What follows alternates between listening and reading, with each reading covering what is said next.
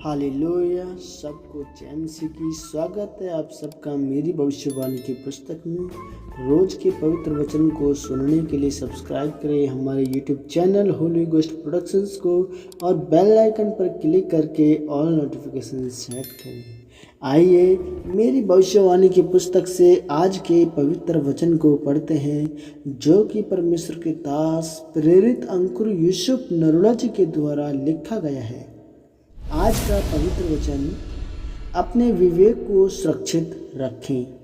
जिस तरह उत्पत्ति की पुस्तक अध्याय 31 के 6 से 7 में लिखा है, तुम भी जानती हो कि मैंने तुम्हारे पिता की सेवा शक्ति भर की है, फिर भी तुम्हारे पिता ने मुझसे छल करके मेरी मजदूरी को 10 बार बदल दिया, परंतु परमेश्वर ने उसको मेरी हानि करने नहीं दिया। मेरे प्रियो, बाइबल में लिखा है कि याकूब अपने मामा लाबान के घर में भेड़ बकरियां चराता था और परमेश्वर ने उसको आशीषित किया था। बाइबल में लिखा है कि परमेश्वर याकूब के साथ था। याकूब के मामा ने उसकी आशीष को देखकर 10 बार उसकी मजदूरी को बदल दिया, लेकिन फिर भी परमेश्वर ने उसको याकूब की हानि नहीं करने दी। याकूब ने कहा कि अगर परमेश्वर मेरे साथ ना होता तो आज मैं खाली हाथ होता। मेरे प्रियो, याकूब का विवेक जिंदा था। याकूब ने कहा कि इन भेड़ों के कारण मैं रातों को सोता नहीं हूँ और कभी पाले में और कभी ओस में रहा हूँ। याकूब ने कहा कि जब कोई भेड़िया भेड़ को मार देता था तो उसकी भरपाई मैं अपनी मजदूरी वाली भेड़ से करता था। याकूब ने अपने मामा से कहा कि मैंने कभी भी झूठ बोलकर तेरी भेड़ का मांस नहीं खाया। याकूब का विवेक जीवित था, इसलिए वह अपने मामा की भेड़ों के ईमानदारी से चराता था। विवेक आपका अंदर वाला आत्मा है, और जिस दिन आप सिगरेट पीते हैं, चोरी करते हैं, उस दिन वह मर जाता है।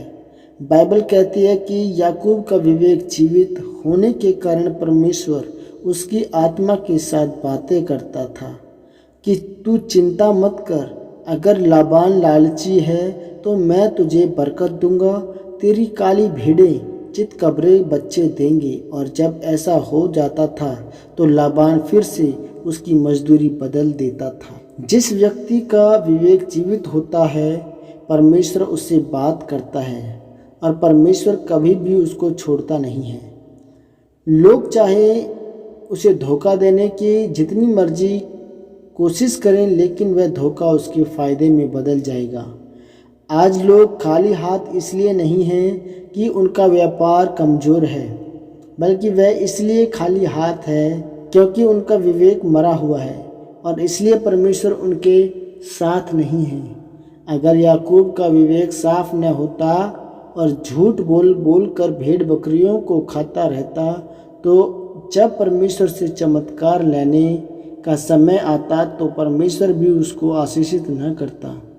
इसलिए याकूब ने कहा कि मेरे बाप दादों का परमेश्वर अगर मेरे साथ ना होता तो आज मैं खाली हाथ होता।